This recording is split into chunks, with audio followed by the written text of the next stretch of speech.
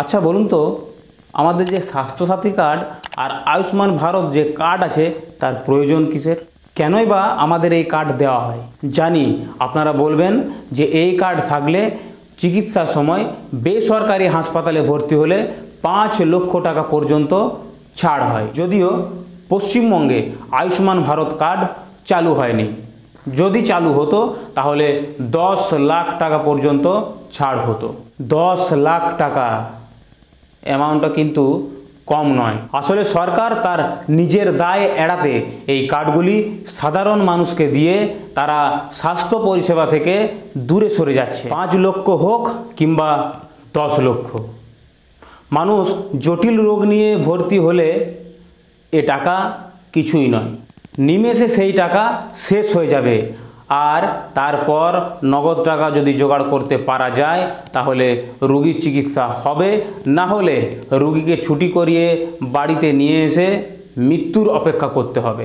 কার্ডে ভর্তি করার আগে ডাক্তারবাবু যে পরীক্ষা করতে দেবেন তা নগদ টাকা দিয়ে করিয়ে আনতে হবে। আর এটাই সাধারণ খেটে খাওয়া মানুষের কাছে সব থেকে আতঙ্কের বিষয়। আমরা মনে করি সরকারের প্রচুর টাকা, সেই টাকা দিয়ে উন্নত মানের মেশিন বসানোই যায়। সেই মেশিন দিয়ে রোগীর যেসব পরীক্ষার প্রয়োজন তা করা যাবে। তাহলে সাধারণ মানুষকে সেই পরীক্ষা টাকা দিয়ে বাইরে থেকে করাতে হবে না। মানুষ আপনাদের ভোট দিয়ে সরকারে বসাবে, আর আপনারা একটি কার্ড ধরিয়ে মানুষকে বেসরকারি হাসপাতালে পাঠানোর চেষ্টা করবেন, তাও আবার 5 লাখ টাকা লিমিট সহ। এটা কি করে মেনে নেওয়া যায়? বিধায়ক হোক কিংবা সাংসদ, নেতা হোক কিংবা কোনো মন্ত্রী, তারা সরকারে থাকাকালীন কোনো রোগে ভুগলে তাদেরই এই কার্ড আর কোনো কাজে আসে না। তারা তাদের নিজেদের রাজ্যের সরকারি হাসপাতাল এবং ডাক্তারদের বিশ্বাস এবং ভরসা কোনোটিই করতে পারে না। সোজা পাড়ি দেয় ভিন রাজ্যে, এমনকি বিদেশেও। আপনার এলাকায় কোনো নেতা বা মন্ত্রী এমন কেউ আছে নাকি যিনি তার চিকিৎসার জন্য ভিন রাজ্যে কিংবা বিদেশে পাড়ি দিয়েছেন? যদি থেকে থাকে তাহলে কমেন্টে অবশ্যই জানাবেন। সাধারণ খেটে খাওয়া মানুষ যদি তার বুকের ব্যথা নিয়ে বেসরকারি হাসপাতালে চিকিৎসার জন্য যায় আর ডাক্তারবাবু মনে করেন যে এটা হার্ট সংক্রান্ত ব্যাপার এবং রোগীকে কিছু পরীক্ষা করাতে বলেন, তাহলে সেই খরচ 7 থেকে 8 হাজার টাকা পর্যন্ত হয়। ডাক্তারের ফিস না হয় বাদই দিলাম, রোগীর পরিবার কোনো রকমে সেই টাকা জোগাড় করে সেই পরীক্ষা করায়।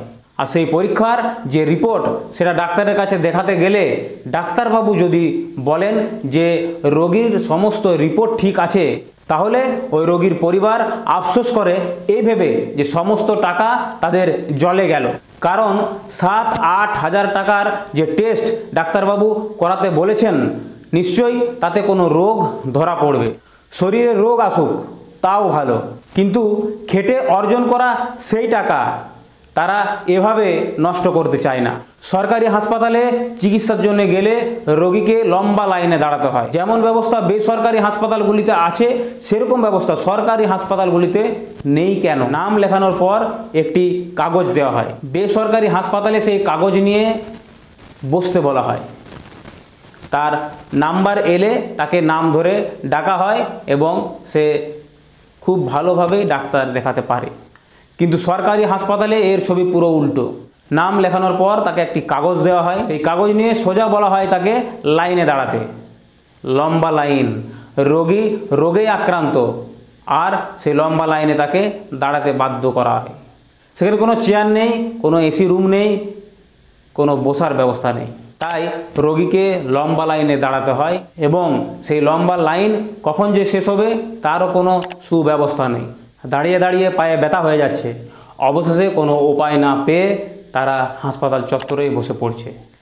এরকম কষ্ট করার জন্যই কি জনগণ এই নেতা নেত্রীদের ভোট দিয়ে ক্ষমতায় নিয়ে আসে? নাকি জনগণের এই কষ্ট দূর করবে বলে এই আশায় তারা তাদের ক্ষমতায় নিয়ে আসে? জানাবেন কমেন্টে।